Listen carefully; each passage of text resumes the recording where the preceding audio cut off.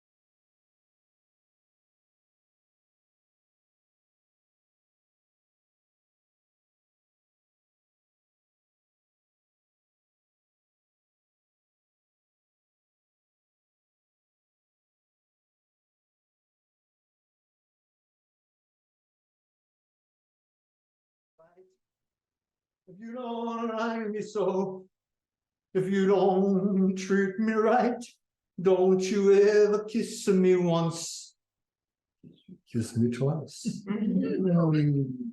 Treat me nice. They loved it. They screamed and carried on and laughed. I didn't care for the laughter part, but I'll take it.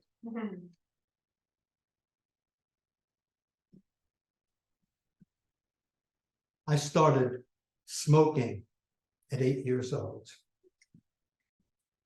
We're smoking now. Don't tell mommy, Maxine said. She was 15 and I was 8. It was fantastic. I'm 8 years old. No, I'm 9 years old. I'm 9 years old and I'm hanging out with teenagers. It's like living in Rebel Without a Cause. My mother abandoned me to my sister's influence early on. You see, when Daddy kicked Grandma out one Sunday morning holding a Hoffman ginger ale bottle, threatening to break her fucking head, Mommy was very busy settling Grandma down on the Lower East Side, and that was about an hour and a half, 2 hours from where we lived, and sometimes she couldn't come home in order to take care of me, so Maxine was the built-in babysitter.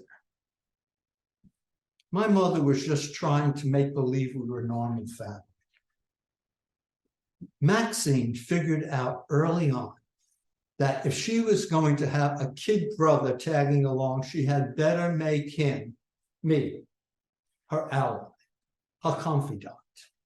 And I figured out early on that if I wanted to have any fun at all I had to do was what Maxine did.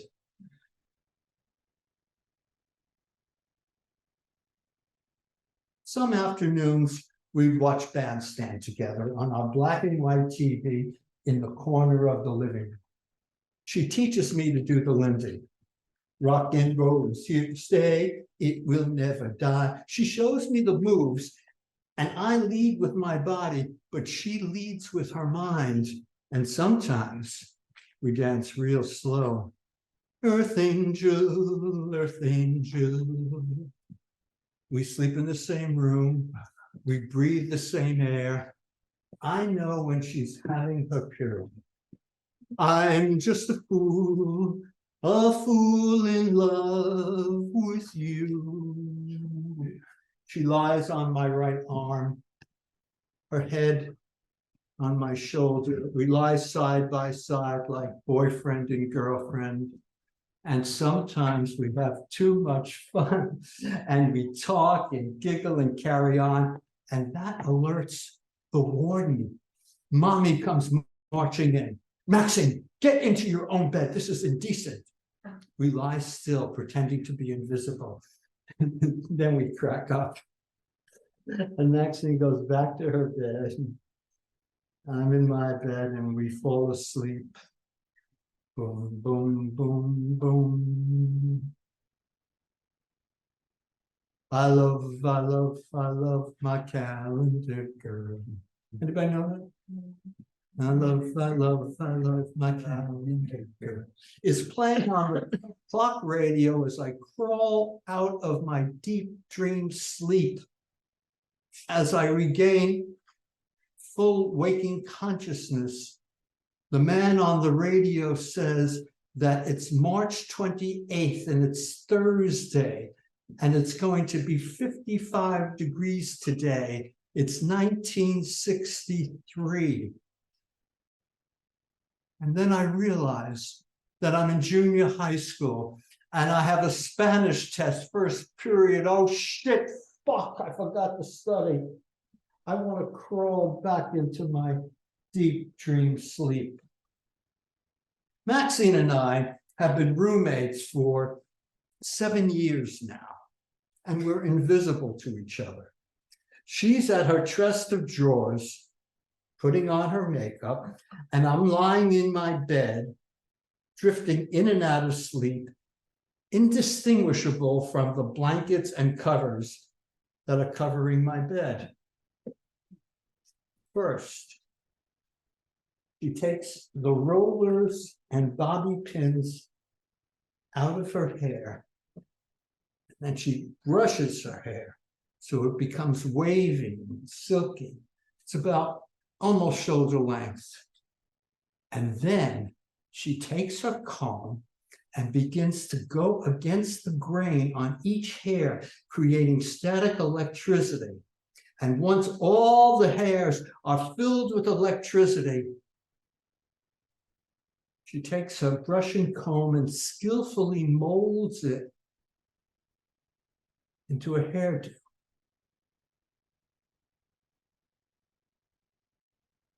When she gets everything just right, she grabs the ozone spray net and lacquers her hair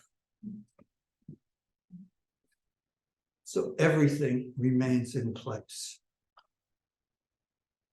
I must have fallen asleep for a while, and when I wake up, she's almost fully dressed and she's applying the rest of her makeup. She takes the mascara and paints her eyelashes with skill. And then she fills in her eyebrows that she plucked last night, puts on a little bit of eyeshadow and some eyeliner. And when she's ready to go, she checks herself out in the mirror. Then she changes her scarf. She gets another scarf. Oh, I like that. It's much better, green one. She grabs her purse and leaves for the office. She has a job in Manhattan already. Later that day, I return home from school. I have the apartment all to myself. Maxine's in the office, and Mommy has an office job as a secretary in Manhattan. I transform from a junior high school student into a jet. The jets are gonna have their way tonight. They say, okay, no rumble, fair fight. And even if they jump us, we're ready to fight. Tonight, Anita's gonna get her kicks. Tonight, we'll have our private little mix tonight. And one thing leads to another. And before you know it, I'm fully naked and doing a strip tease to the mirror with my blankets and sheets. Da da da da da da da da da da da da da da da da da da da. And then I see Elvis in the Elvis mirror.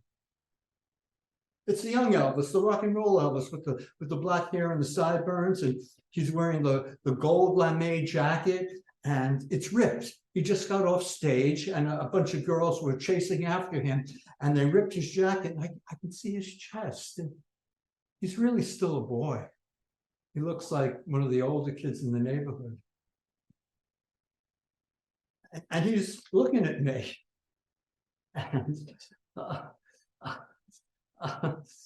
then he says, you know, when I got out of the army, a record came out by me.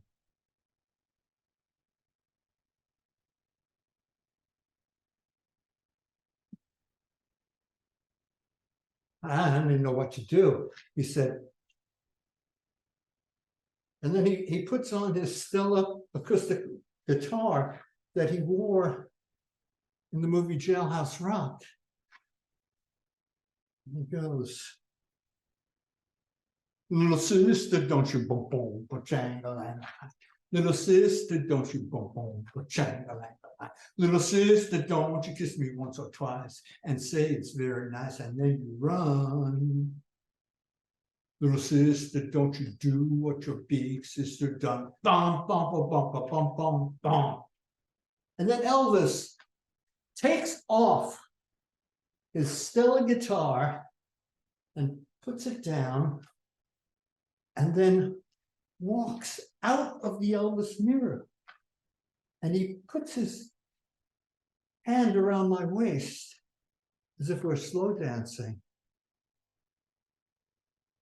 He thinks I'm a chick because I'm wearing Maxine's clothes. I don't know what to do. I mean, it is Elvis, so I thought, well, I'll try to pull it off. Just like when Maxine dressed me up as a girl for Halloween, and I wore her shoes and her stockings and her skirt and her blouse, and we did a little bit of makeup because I was still a girl, just some eyebrow pencil and pink lipstick, and my hair was in bangs, and I had a kerchief around my neck, and I was ready to go. I knew just how to move. I knew how to sit down. I even sat down to make a sissy. Mommy didn't want me to go out like that, but Maxine and I insisted. She had no control. Don't tell your father.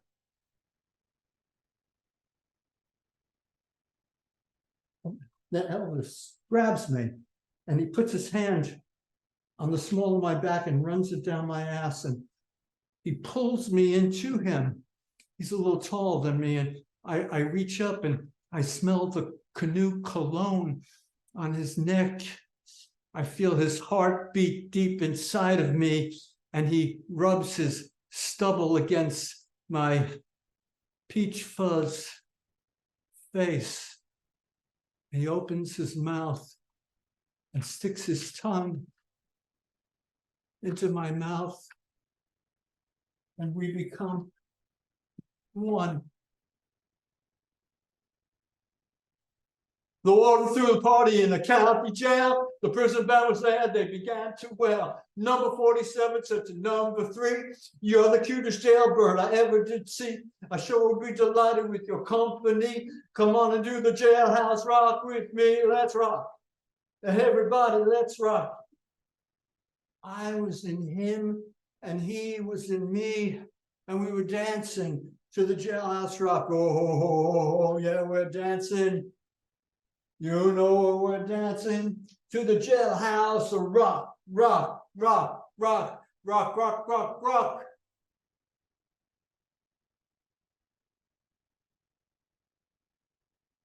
And he came in my mouth. Elvis fled into the Elvis mirror and slammed the closet door. Without a word, Maxine jumped into her jewelry box and hid among the bracelets, earrings, necklaces, old eyebrow pencils, lipsticks, and bobby pins, and they left me to clean up the mess. I swallowed my pride, and I ran across the apartment wearing nothing but my black band lawn socks from school, and I threw my head into the toilet and I gagged and threw up. I could taste the tears streaming down my eyes. I looked up into the mirror and I saw black mascara running down my cheeks. "You look like a fucking fag!" I had to wash the gay away with the ivory soap. I washed my face and I washed the ozone spray out of my hair, and I went back into the bedroom to face the music. But there was no music. Just the sound of the bus going down Valentine Avenue. And a kid crying in the distance. My clothes and Maxine's clothes were strewn around the room. My pillow had Maxine's bra on it, stuffed with the balled up socks from my socks drawer. And on the other pillow was a pink faded panties.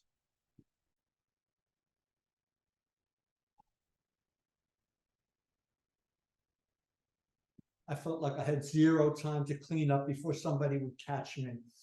I quickly took the blankets and pillows from the floor and made my bed. And then I collected all of Maxine's stuff and my stuff, and I put it all away as quickly as I can. And I got dressed into my after-school clothes. Everything looked like it did before.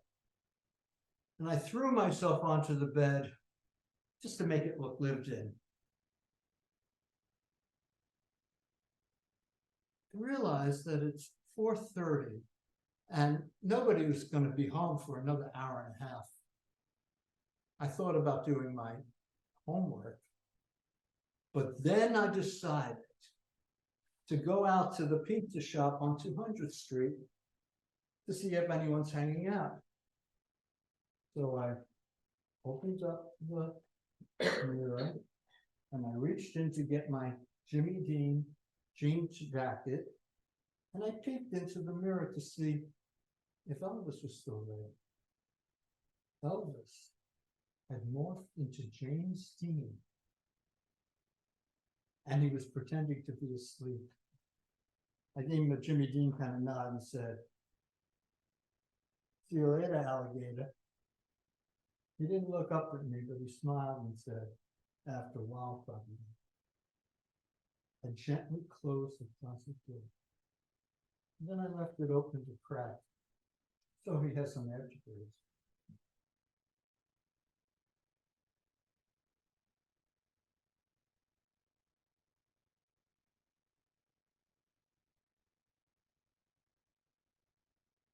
Thank you very much.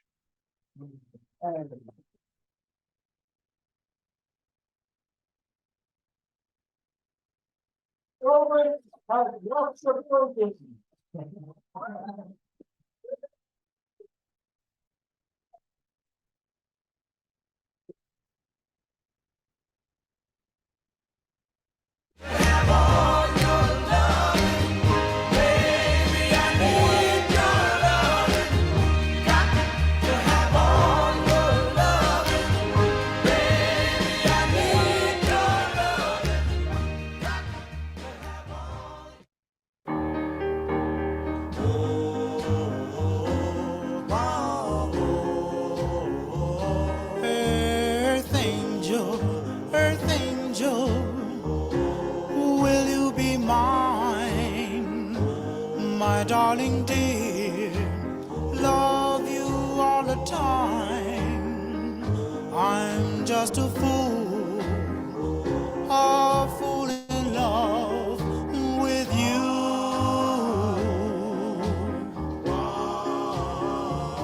Earth angel, the one I adore, love you forever and evermore.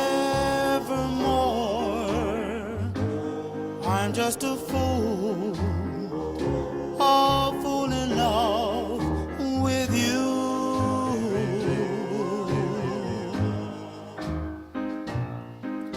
I fell for you, and I knew the vision of your loveliness.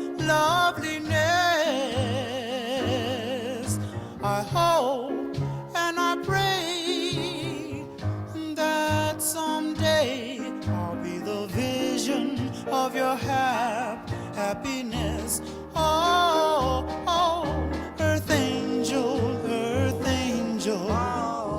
please be mine, my darling dear, love you all the time. I'm just a fool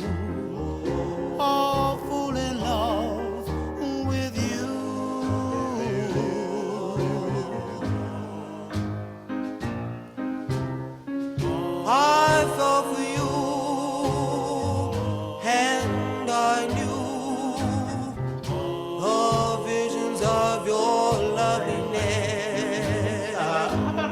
round of applause for Steve and David Dym.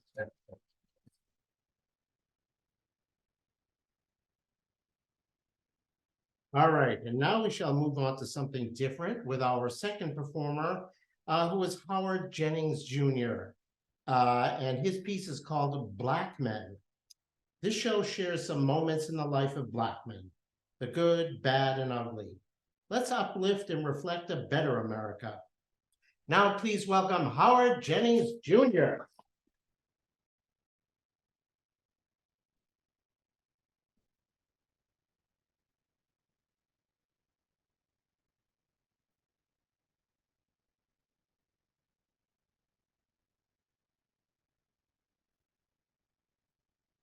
We would travel from Roxbury to Harlem to Huff, Fillmore, and Chi-Town, but they all been really good.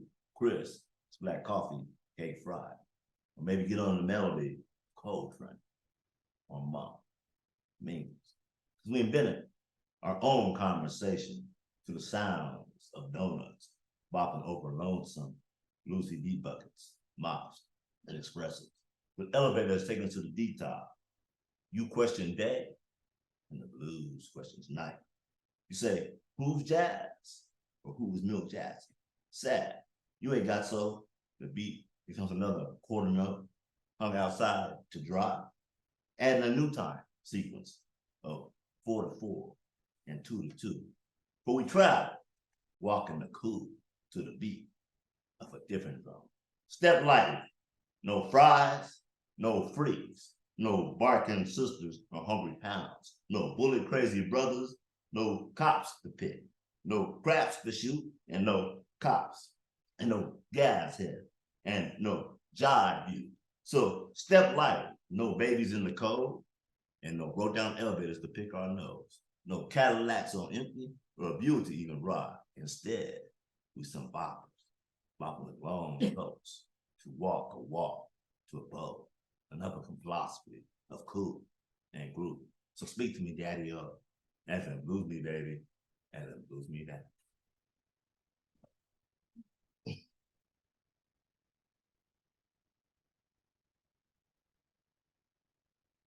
God first, country second, family third. I am an American. I am a black man.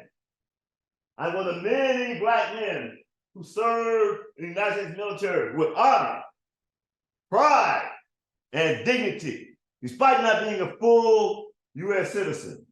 I fought in the Korean conflict and the Vietnam War. I spent 4 years in the United States Marine Corps, hoorah, and over 20 in the United States Air Force. And when I joined the Marines at 17, it was the only opportunity for a poor black kid from Chattanooga, Tennessee. And I rose to the top with hard work and support from many. First, my wife, LSC, and my best friend, Fred Bunner. I am Chief Master Sergeant Howard Jennings of the United States Air Force, and one of the very first black men to make Chief Master Sergeant. Especially when I did it over 50 years ago, and it still is today. War is hard on the soul. So when you see a military veteran, take the time to thank them for their services and for the freedoms that you all enjoy. My name is Howard, and I'm no coward. I'm faster than the Flash, stronger than Superman. I'm the chief, the man with the master plan. God first every day. The devil's not gonna get his way today. God, thank you for the day. Go USA, go USA. Protector of the free world, greatest country in the world. And I see it with my eyes, and the eyes don't lie. But you don't hear me? I'm the chief. Float like a butterfly, sting like a bee. I'm better than Muhammad Ali. Fighting for his rights to do what he do and to say what he say all day. Fighting for your rights to do what you do and say what you say all day. The cream rises to the top and it don't stop. Like a Michael Jordan winning shot or a long three from Stephen Curry. See me if you want to, it ain't bragging if it's the truth. It's time for me to move on and bow out. But before I do, Let me get a shout out to my kids. Howard Jr., Karen D, Gregory D, and Pamela D. No D's or F's, just A's, because they on top like their pops. Chief is out.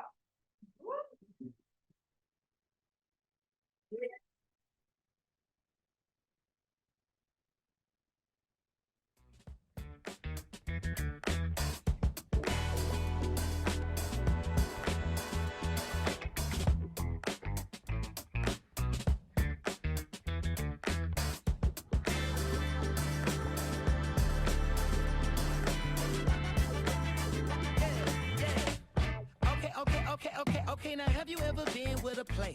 Take you downtown where they treat me like the mayor. Take you to the crib where you take it upstairs. What's upstairs? Shit, I'ma show you later.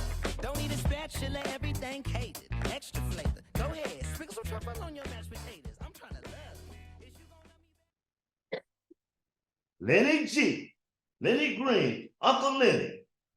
They call me Lenny G, I'm the OG. No prison free, no jail time for me. Brother man, can you help a brother out? Can you help a brother out? Can you help a brother out? $2, 3 for $5. Who got something? Somebody got something? Somebody wants some of this? Somebody wants some of this? Okay, I hear you. Uh-oh. I got the 20 for $5. 5 all day. Anything in here, 5. Who wants some? Anybody want any? Man, it's a hard crowd. Hard crowd for you, boy Lenny. Come on, give Lenny some love. Can I get some love? Hold up. You know what this is?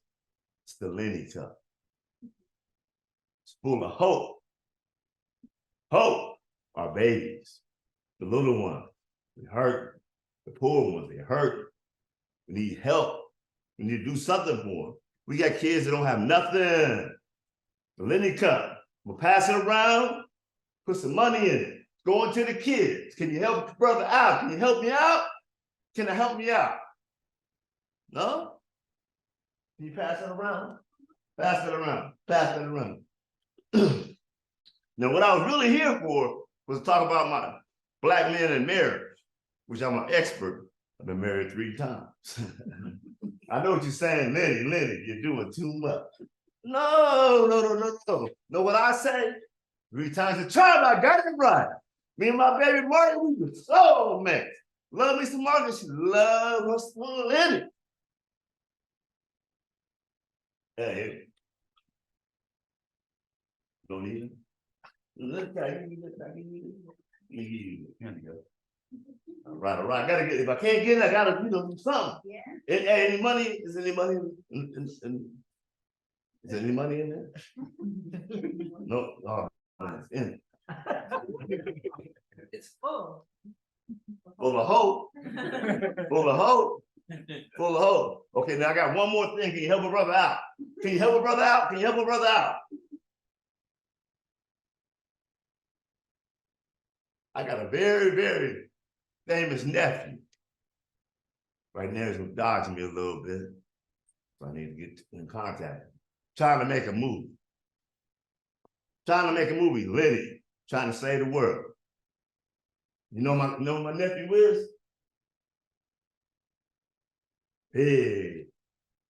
Y'all know, you heard of Fruit Bell? You heard of Black Panther? Yeah. Ryan Cool, that's my nephew. I'm Uncle Lenny. I got all kind of nephews. But right now, I'm trying to make, he ain't answering my phone calls. He ain't answering my phone calls. So can you help me out?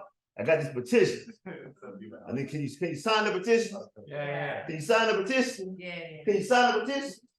Can you sign the petition? Pass them out now. Now put this, no, I don't want no information. This your city and name. I ain't trying to take nothing from it. But see, I'm going to go see him on his birthday. That's in May. I'm gonna have a whole bunch of signatures so he can put his uncle on the movie set. You know what I'm saying? Can you help me out? Can you help a brother out? Like I said, I was married three times. My first time I got married, I was 17. 10 years in, you know what happened? Crack cocaine. Carter. It wasn't good. But I got out of it because my third wife and my oldest daughter, and one of the first one, and my second oldest, they got me off that. I was dancing with the devil, no more. I still have me a little drink though. Got to have me a little drink. You know what I'm saying? How hey, the petition's going good? Where they at? I don't know. I don't see somebody go sign it. Can you help a brother out? Can you help a brother out? Can you help a brother out? Yeah. All right, all right, all right. Now guess what? You want to party? Wednesday nights is Lenny Wednesday at the Bank Club. You ever heard of the Bank Club? Yeah. Come party with Lenny on Wednesday. Buy me a drink. We're gonna dance. All of that. I'm there every Wednesday, even if it's just for a minute. If I'm not there, leave money with the bartender. You want to buy me a drink? Or Big C. The Big C take care of me, so you know it's like woo. But I'm there though. Because you might miss me, or I might come a little late sometimes. All right, all right. Can I get it? Oh man, I got one. Hold on. There we go. I love you. Yeah, that's what I'm talking about. That's what I'm talking about.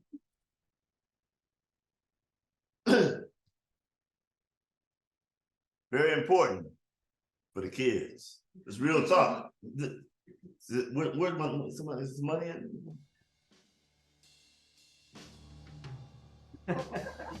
Oh man. Oh. All right, this is Lenny. Man says Lynn wins at the Bank Club. And Mama Dawn did well.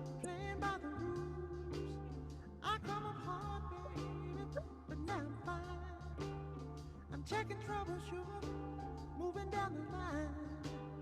I come up hard, baby, but that's okay, 'cause trouble, man, don't get in my way.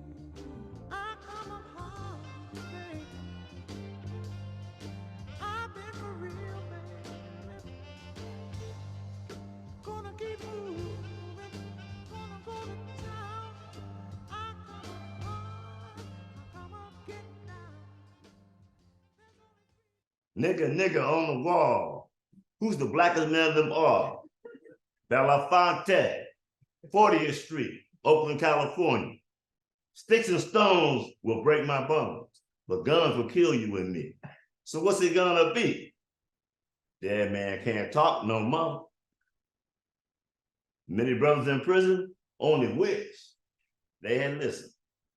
Foolish young black man in his grave, give it another chance. This might be hell. Nigga, makes me mad. Nigga. It's a name that's brought us shame. This ain't no game. You know, brother, let me give you some game.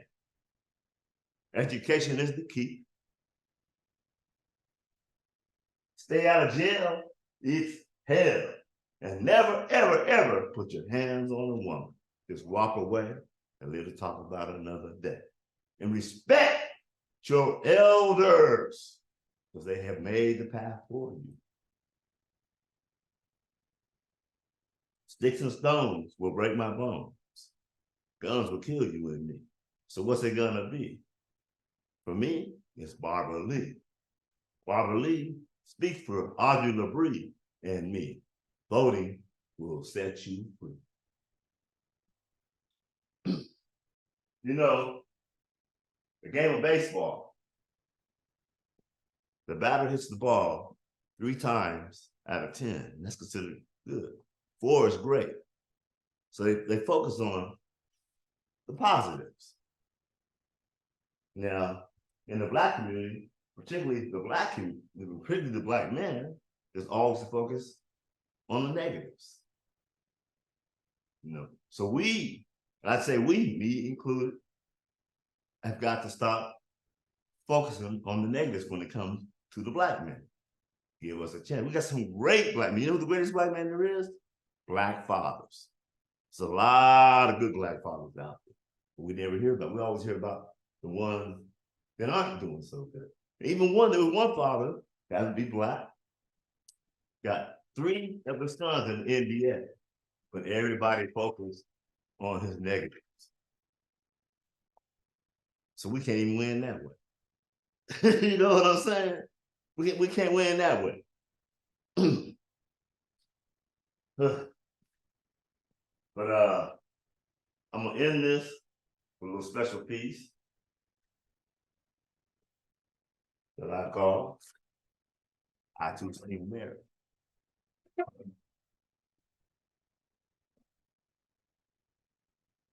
But I too sing America, red, white, and blue.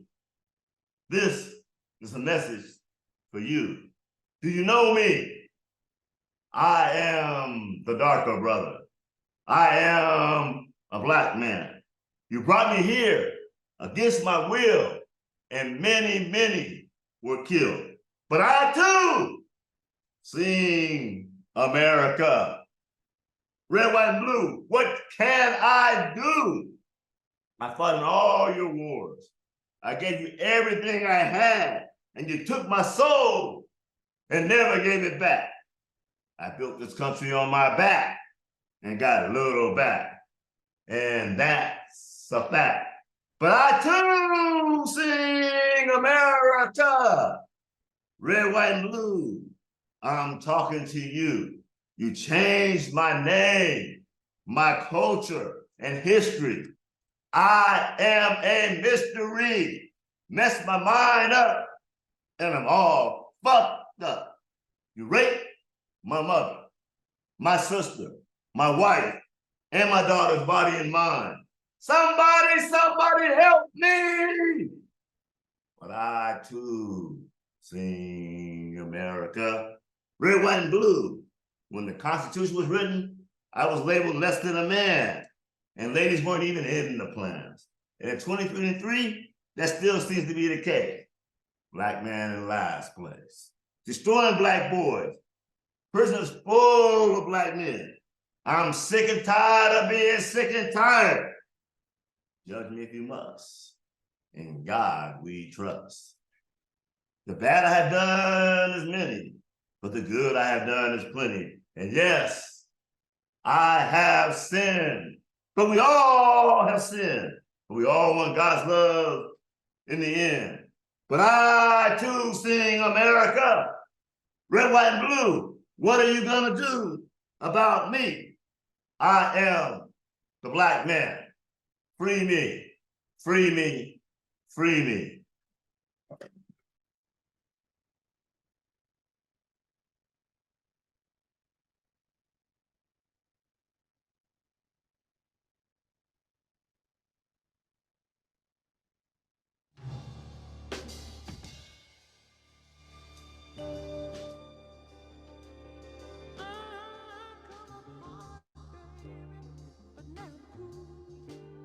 I didn't make it sure, playing by the rules. I come up hard, baby, but now I'm fine. I'm checking troubleshooting, moving down the line. I come up hard, baby, but that's okay, 'cause trouble, man, don't get in my way. I come up hard, baby. I've been for real, baby. Gonna keep moving, gonna go to town. I come up hard, I come up getting down. There's only three things that show: taxes, debt, and trouble. Oh, this I know, baby. This I know, son. Girl, ain't gonna let it sweat me, baby.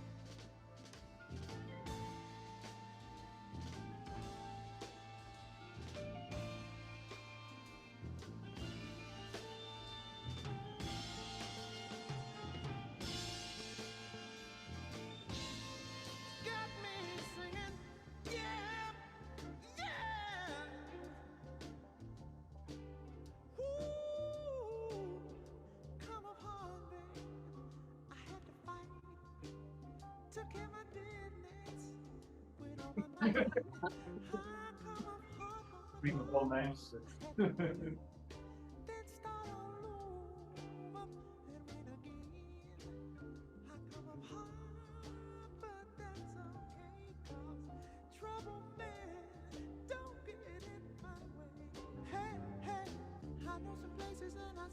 just like I got connections. They dig my directions when people say that's okay, they don't bother me. I'm ready to make it, don't care what the weather, don't care about no trouble, got myself together. I feel the kind of protection that's all around me. I come apart, baby. I've been for real, baby, with the trouble man. Moving, going to town. I come apart, I come up, get down. There's only three things for sure: taxes, debt, and trouble. Oh, this I know, baby. This I know, baby. Hang on, let it sweat.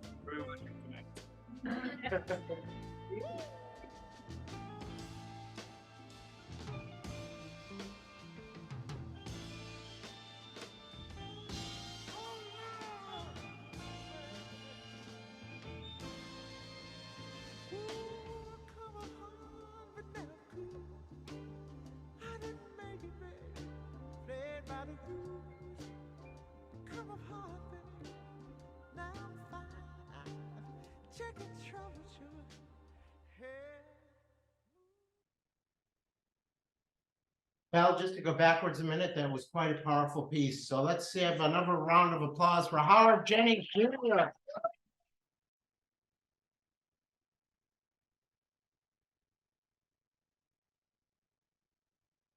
All right, and as they say, now for something completely different. Our final performer tonight is Halim Madi in Invasions. Invasions are events that walk into our lives uninvited. They force a conversation we often hadn't asked for. This theatrical poetry performance weaves the theme of invasions through the experiences of 6 characters. Please welcome Halim Madi.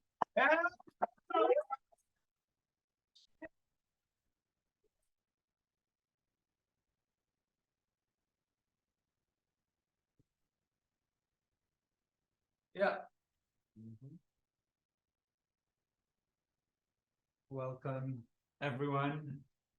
Thank you for being here. Thank you for making time in your busy schedules, especially our cross-functional partners and stakeholders. It's such a pleasure to have you today.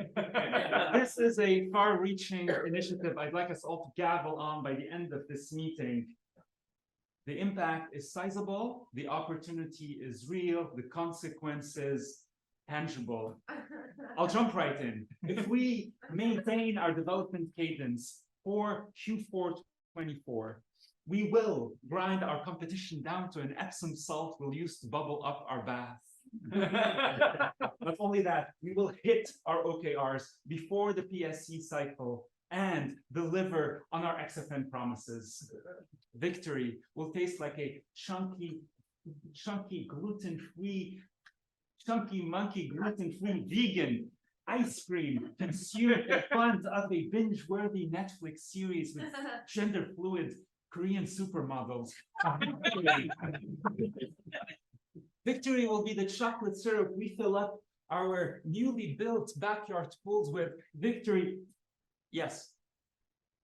Somebody raised their hand on Zoom. Oh, yes, Josh. You're muted. No, oh, absolutely. No, I'm so happy the VP of sales is on the call, uninvited. Yes, absolutely. Right. Yes, we did. Right there. We did assess the risks. We modeled the model. We are predicting the future based on past data. Yes. No, we did not factor in supplier insurgents or the shifting labor market. I mean, we make anti-aging creams for teenagers, so what could go wrong? Yeah, I hear you. I mean, let me circle back with you on this one. I'm gonna have to align with the team, and oh, we are going to open that kimono. Yes. Let me tell you. Oh, we are synchronizing, synthesizing, synergizing, and streamlining this process A to Z. No trapdoor decisions ever. I am going to move that needle. Blockchain, I mean, AI right now. AI is what's up. I hear you. Josh, we're doing our best. Yes, you know what? I did actually create an alternative strategy here. I'd love to share. If you zoom in on the projection for me, right here, if you squint, if you really slit your eyes, you will see there's just like this small, very small child, actually. Don't be surprised, Josh. No one is surprised. This is your inner child. And the problem is you think he's getting in the way. He's not. He's throwing a fit because somewhere in the process, as we were planning for June, you forgot about him. We forgot that the pace we've adopted was manic, overbidding for speed no one ever asked for. The corporate jade facial roller we thought was smoothing out our skins was actually steamroller. It's thin, our voices crush our throats. That's why you can't hear our feedback in the quarterly forum, Josh. No, you're not interrupting, but you are pulling the muscles of my face like a bow, and I am going to let go. Josh, stop saying things like, you can't spell profit without pro or success without sucks. Not funny. And you can't spell profit or success without subtle, screeching exploitation of self and others. Don't be the person who does cardio and resistance training every morning. How many calories do you have to burn? Don't install an app on your phone that reminds you to drink water or buy a device that tells you you're hunching. You are hunching, Josh. You're hunching. And breaking up. And why is your engagement drink a fitness trap? Where, look, right to the right of that kid, there are others. Let's make sure these pillars of color don't get in the way. Join us, Josh. Help us.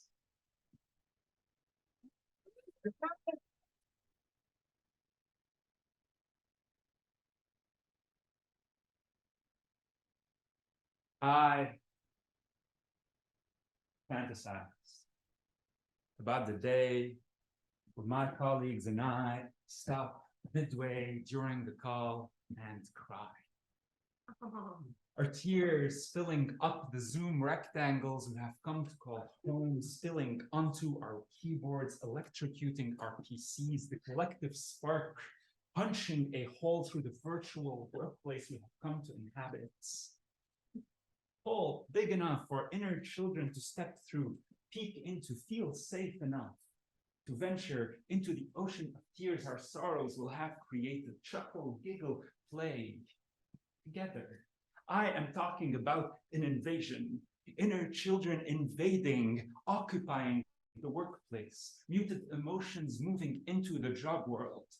I know a thing or two about repressed feelings. I have written so many emails to my manager, so soaked in emotion, they are still sitting in my Gmail draft folder, waiting for my company retention policy to self-destruct. I actually brought it with me today. Here's one. About your tone in the meeting yesterday. January 2017, never sent that one. February that same year, could you involve me in more of your chats? And quickly adding for vulnerability, I want to learn more about you, but then for the sake of professionalism and your work. June 2017, I want us to figure out where we're headed together. January 2018, I need you to tell me I'm doing well. June that same year, I love you and I still need you to validate me.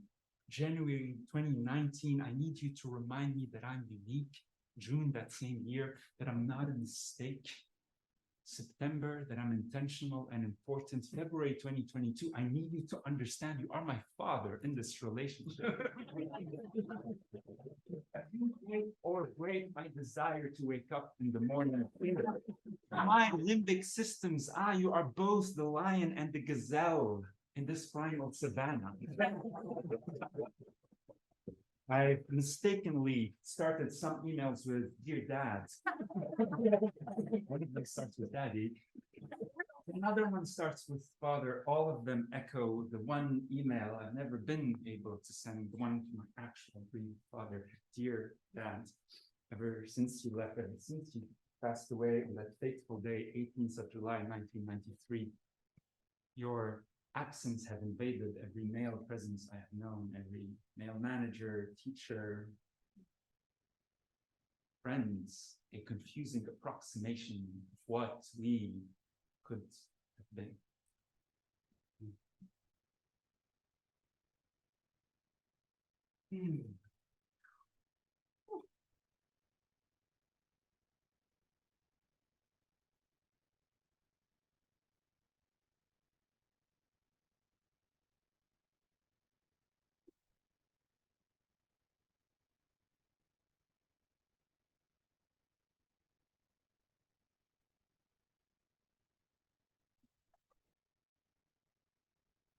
Hi, Monica. This is Damien Broadstroke reporting live from the south of Lebanon. And just for the sake of our US audience here and to situate us due to the infamous geographic skills that these people have, you're right here, Lebanon, south of Turkey, popular destination. You can get there with your Chase reward points. We are west of Iran, up and coming, Tehran, very cool city. Egypt, west of that, a lot of neo-spiritual tantra trips happening there. White people thinking they can trace back their roots to the pharaohs. I will skip that point. And I am at the southern tip of Lebanon in a place called Vintage Vale, which actually translates into the daughter of the mountains and also the closest place to hell whenever there is a conflict between the two countries. Monica, this is starting to fit the usual pattern. 70 times more casualties on the Lebanese side than the Israeli. Hezbollah thought this would be a speedy invasion. It is turning into an assured destruction. This is not news. This is a story we've seen over and over. Hurt and pain, exponential functions that feed on each other until no one is left. Monica, sometimes history starts reading like a music sheet.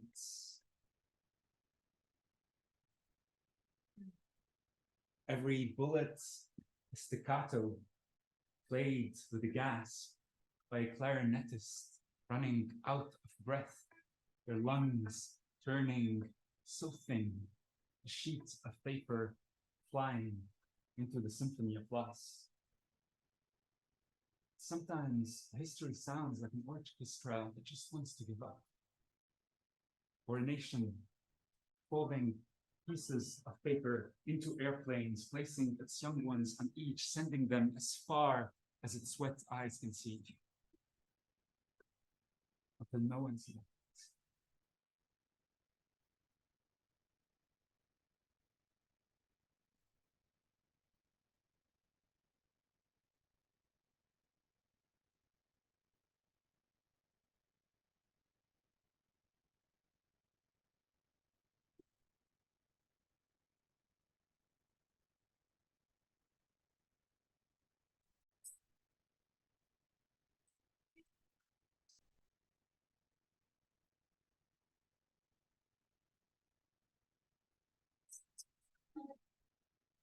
Hey everyone, and welcome to another episode of I Need Some Space with your favorite astrophysicist, Chuck Mortimer.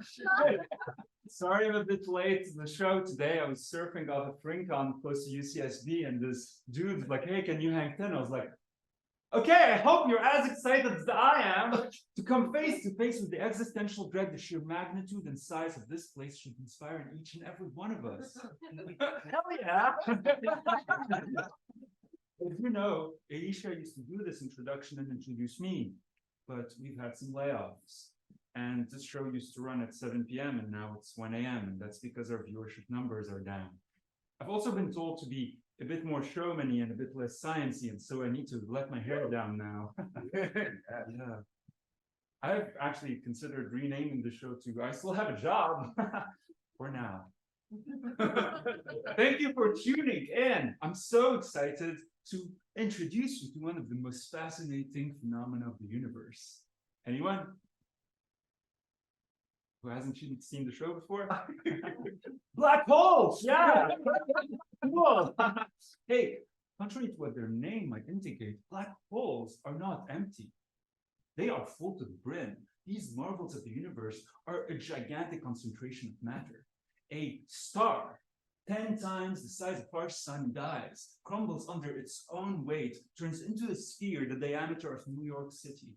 The gravitational pull so strong, it is said that if two astronauts were to stand next to each other and one of them was to venture into the black hole, which tells you something about the other asshole standing next to them, asshole, they would actually elongate, their body starting to look like a spaghetti. The phenomenon is actually called spaghettification, I shit you not.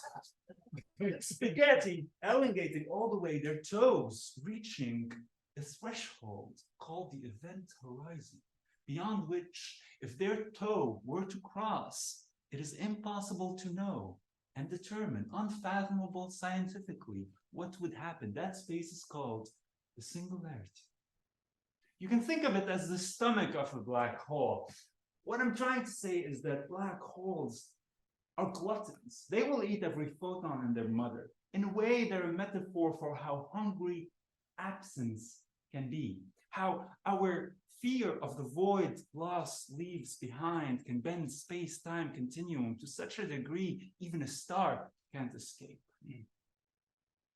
Maybe black holes are a metaphor of grief invading space, eating, drinking the universe as a coping mechanism. The way when we lose a nation or a parent or a loved one or something we care about, parts of us eat other parts of us. And maybe black holes are the body of grief made spatial, a beacon of grandiosity there to remind us to be sad. But to be sad with grandeur, that if we are to lose ourselves, let us lose ourselves generously. But if we are to go out, let us go in as well. Go in with a bang, a big bang. Get it? Hey, my name's Chuck Mortimer. Thank you so much for watching the show. And if you don't see it next week, it's probably because yours truly and it got canceled. But hey, until then, see you on the waves, my friends.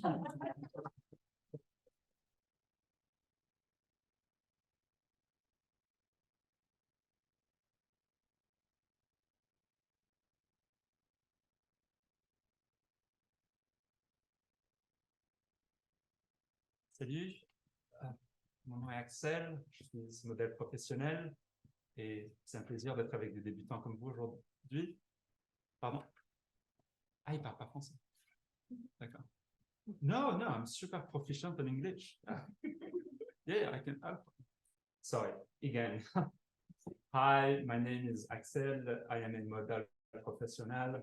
And it's such a pleasure to be with beginners like you. It's esteemed model school. I've been a model since I was 12 years old. I was running in the streets of Paris away from Mama and Papa, and an agent saw me, grabbed my jaw and said, toi, you. And I said, oui, yes. It's been a wild ride, so many wild parties. Also a lot of deep moving parties and some really challenging, boundary pushing parties as well. I'm here to tell you that a lot of you won't make it, but it's okay. You can be so many other things, like computer or composting person, so many other things than the life of a model. I'm also here to say that the life of a model is not always simple. It's challenging. I wanted to be a shirtless model, and my six packs are not defined enough. I had to have a higher metabolic fire, eat the bodies of animals smaller than me 8 times a day, according to bodybuilding.com, and that felt very un-French. I guess I will never be like Phil Heath in this ancient totem. Phil, you are the bear and the crow, messenger, monster, no? Monument, lighthouse, your muscles, a metaphor for hope. Here is my body. I have lifted so many weights, and my muscles still not an armor. At best, a choking hazard. Trying to clear the iron bar. They say the best prisons have no bars, it's true. The best prisons have ribs, flesh, the scaffolding of personal oppression. You are never, however hard you try, ripped, jacked, cut, thin or lean enough. The mind, the image of the body invades the body. I am not blaming you, Phil. All I wanted was to be your thigh. Of your muscle, the shadow of your biceps. I was trying to relate to America as you became the body of America. Grand Canyon of flesh, your chest Mount Rushmore, Roosevelt, your right pectoral, Washington, your left. Once your country was my Ithaca, my Israel. I am not blaming you, Phil. I might be saying we both fell victim to this country's founding myth, the story of men inflating, growing ever larger, big enough to drown us all in a daily deluge of self-made delusion, the exploit of America, an export of noise so shrill, so loud, this entire culture, one long charade I will not be guessing at. Because deliverance is not the weight I lift, but the one I drop.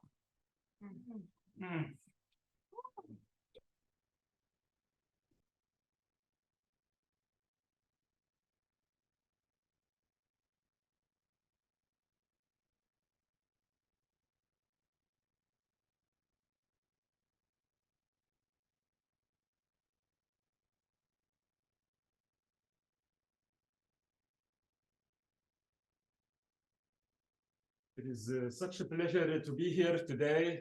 Thank you for having me at the Forging Linguistics Identities, Language in the Nation, the Region, and the World. Truly an international conference. Thank you so much, Tausan. Tausan? Thank you so much for this great university and opportunity. My name is Mohammed Al-Darwishi. I am a professor at the University of Jeddah. I also hold a position at the University of Frankfurt, where I specialize in cultural studies focused on the Middle East and the North African region. Today, my presentation is mainly a rebuttal of the thesis that Dr. Stein and Dr. Holmer presented earlier. The point that millennia-old languages such as Arabic and Russian and Chinese are atrophying from within, are unable to innovate anymore. What I would like to share are some findings that my colleagues and I have done on the field, some truly scientific breakthroughs. Here are some. This is a WhatsApp conversation between two Arab speakers from the Lebanese region. Let me walk you through some examples. إله جوانح وبيطير شو هو؟ It has wings and it flies. What is it? بيدخل له حديد. Does it contain metal? بيدخل له معدن. It contains iron, followed by some rolling, lolling emojis. This is very funny, but it takes 2 weeks of context together. Moving on. حبيبي ما تتعذب pour ce soir, je suis très fatigué. حبيبي, my love, don't tire yourself for tonight. I am very tired. Notice the use of French. وبعدين ضيعتك, and afterwards she lost you, followed also by some sweaty rolling emojis. Again, a month of context here, but trust me, it's very funny. It's obvious from the get-go that there is a lot of Latin alphabet being used to convey the Arabic in this speech. That is called Latinization. We have established that in 2012 as part of my team. However, what I would like to note here is the use of numbers. The number 7 in جوانح and حديد, as well as the number 3 in معدن, اتعذب, بعدين انضيعت. What is happening here is a permutation that the young Arabs are operating between numbers and turning them into Arabic letters. We've actually compiled a cheat sheet for you to follow along. You can see how the on top of the actually looks like the mirror image of the number 2. 3, 3 till, as in gharib or strange. 4, the, 5. Who doesn't love a beach? Khaf. 6. H. 7. Qaf. Qaw. A heart. 8. Sa. Saab. 9. B. 9. Tilt. I can see in your eyes a bit of a so what and a what the fuck as well. I understand. But I would like to point out that numbers were created in the Middle East by Phoenicians. They were then taken and adopted by the Greek, popularized by the West for the sake of mathematics. What this is, in a very subtle way, is a reverse appropriation by the young Arabs of the very letters that their mother, their language, and their regions have mothered and nurtured initially. This might seem insignificant, but this is a taking back. They have taken a lot. The English language has invaded the Arabic language, belittled it and shamed it, told it it was atrophy, unable to innovate from within. This is a reverse invasion. It is a rewriting of tragedy at the smallest scale, and it might seem insignificant, but to me, it feels, it looks, it sounds like hope. This is actually an exchange between my sister and I, Joya, piece of work, beautiful creature. And we've been through a lot of the same hardship, her and I. It's a reminder that even if we are to be invaded by the loss of a father, a foreign country, a toxic work culture, or an eating disorder, we can always start a conversation. We can always stop an invasion from starting a war within and between us. We can always start a new language. We can always start our own invasions. Thank you.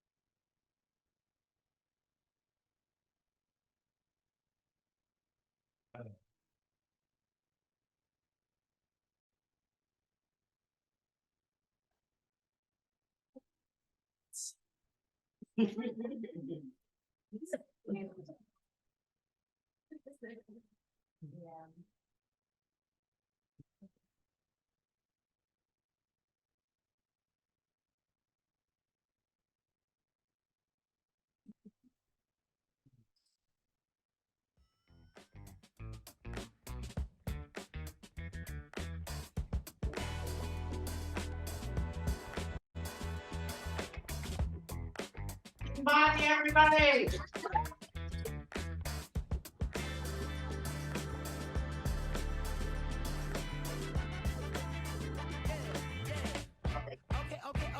Okay, now have you ever been with a player? Take you downtown where they treat me like the mayor. Take you to the crib where they take you upstairs. What's upstairs? I'ma show you later. Don't need a spatula, everything catered. Extra flavor. Go ahead, sprinkle some truffle on your mashed potatoes. I'm trying to love you. Is you gonna love me back? You only get what you give. Ain't you heard of that? Look here, I don't ask for much. You know what I want. I just want what's fair. Oh, yeah, sorry. Everybody, yeah, sorry. I thought to do everybody, come on out. We're gonna do our chicken in now. Bring it with.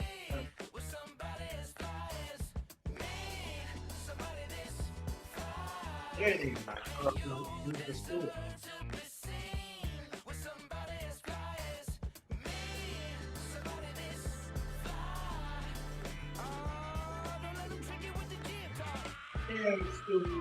Okay, now silk's on explode like a map. Float like a butterfly on every single track. And the only language that I speak, girl, is back. So once I give this game to you, I can take it back. Hollering at you from a 1977 Monte Carlo.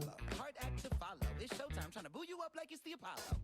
All right, let's hear it for all of our performers. You and me together. Woo, that's something different.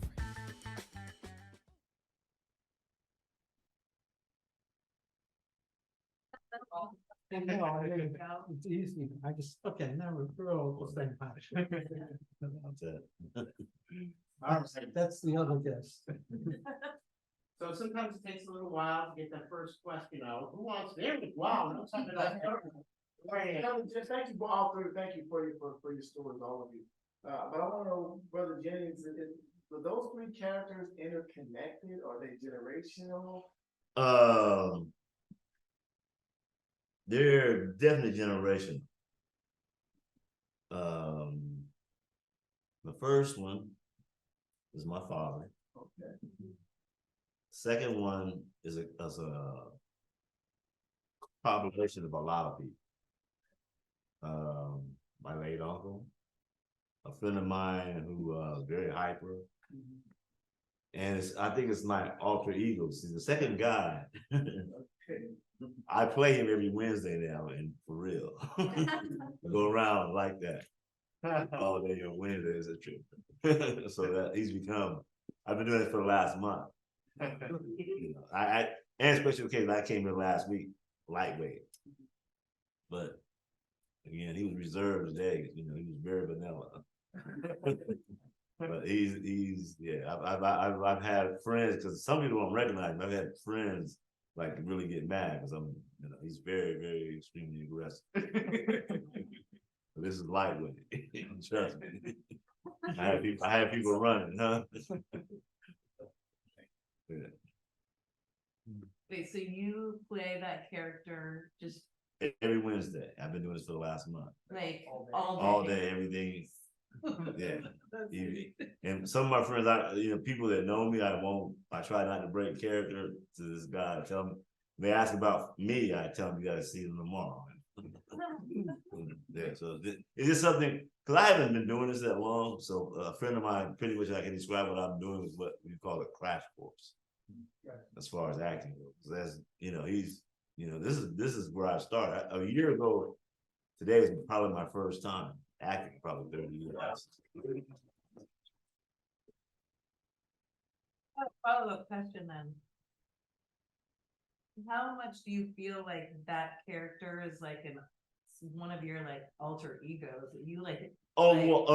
Maybe when he probably knew me 20, 30 years ago. I had a business partner, fraternity brother of mine. We travel, hustling, selling, so I don't do, now I even though I sell oils and incense, I'm kind of what you would say bougie. I don't ask nobody for nothing. I'm not, I run people away sometimes. I'm not, if they're a problem, I don't want to be, it was a little different. But yeah, this has been a journey. But one of the persons that helped me out a lot, I just see him in the back there, Mr. Charles Blackwell. Yeah, he's helped me out a lot. A lot. Just leave it at that. Thank you. Other questions? Yes, please. For Halim, of your 6 characters, which one is your favorite and why?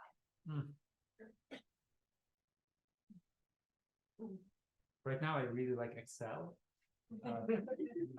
the French model.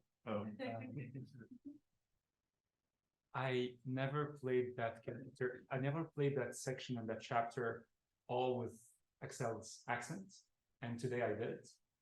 It felt so good to just be taken over by Excel. It was like he invaded me. And it's very strange because it's the typical beautiful, sexy model, and then to be vulnerable in that way, it's touching. Yeah, I feel close to him in a special way.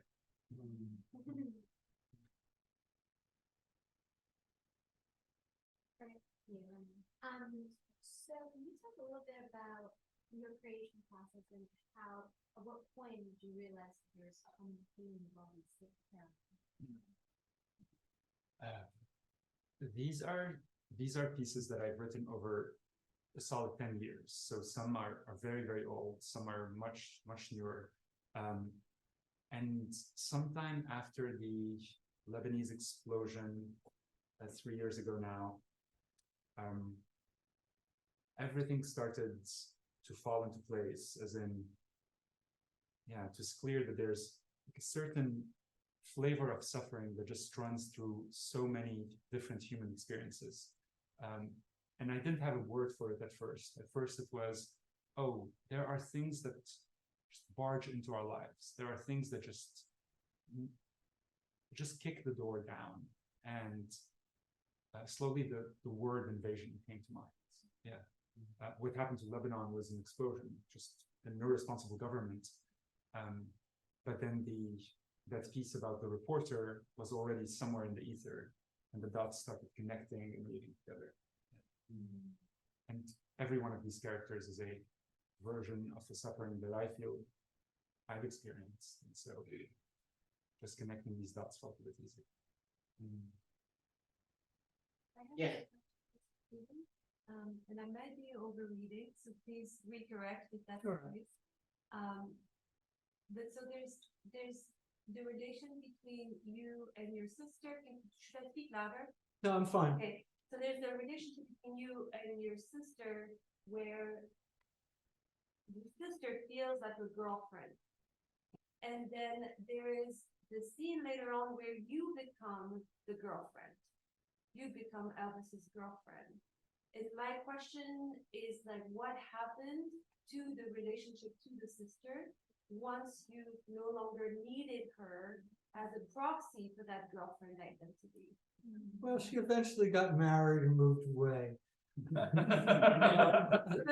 your relationship with her is more like whatever you do. I understand. I understand.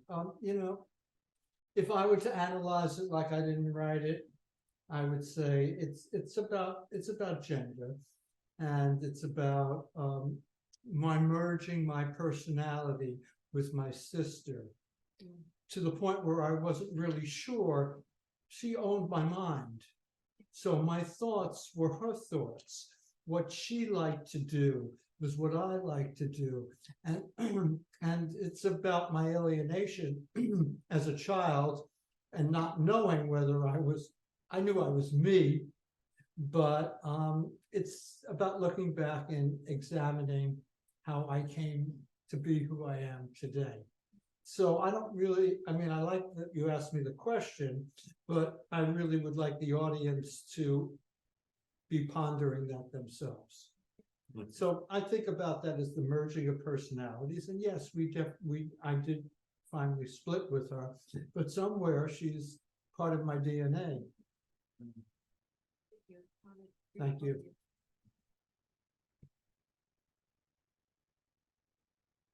Yes. I have a question for all three. What's next? Where do you want to take each of these stories? How do you want to manifest them next for each of you? Well, I've written 2 more pieces about growing up in a working class neighborhood in the Bronx. And I'd like to put them all together. And I think the Elvis Mirror is going to be the last piece. And there's 2 pieces ahead. So that's my goal. I have about 24 stories that I have rough drafts on. So the idea is to put together one whole matinee. With me, when I first did this, my vision was to incorporate other men. So, you know, 3 or 4 type of men speaking and making, and that's where I'm, you know, my focus is. But I'm still developing this. It's come a long ways. But now I have something now that I can try to push. So we're gonna see, you know, where I go the next couple of months with, you know, with some opportunities.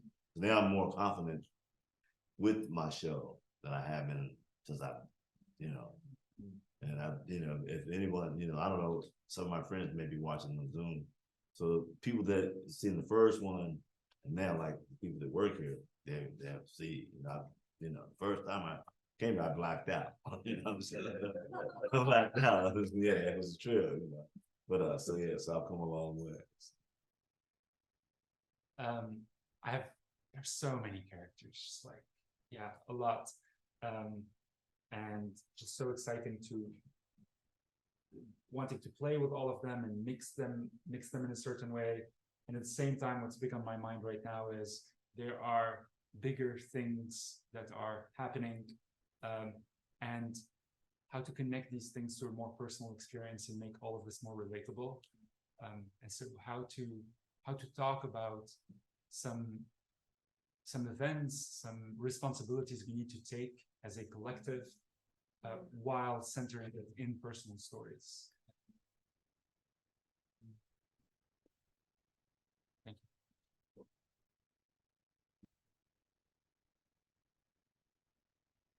Other questions?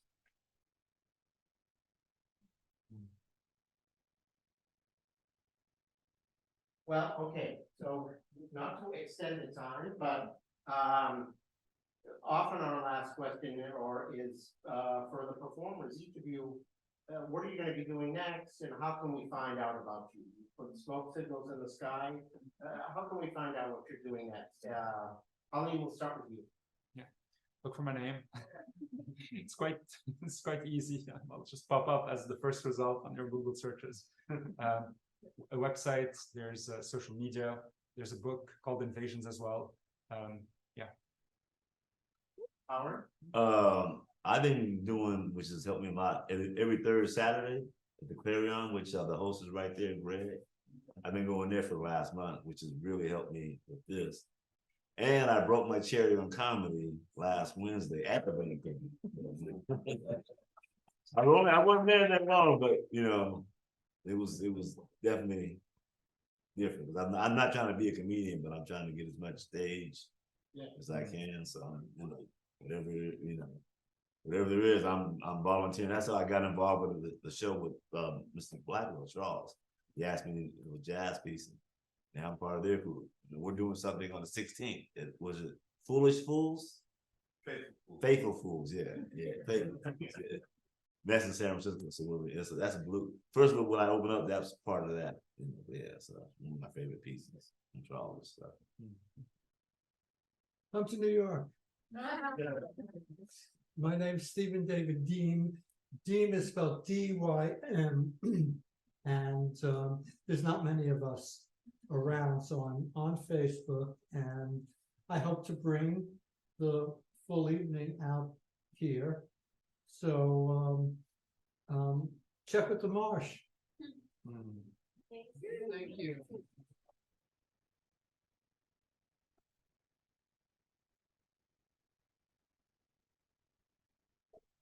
For our performers, and also thank you to the audience coming out tonight.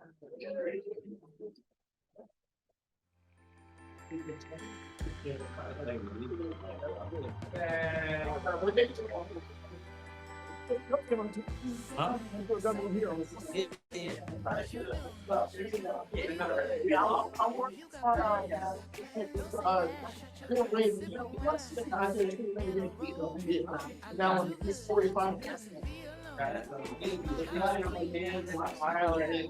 Smiling.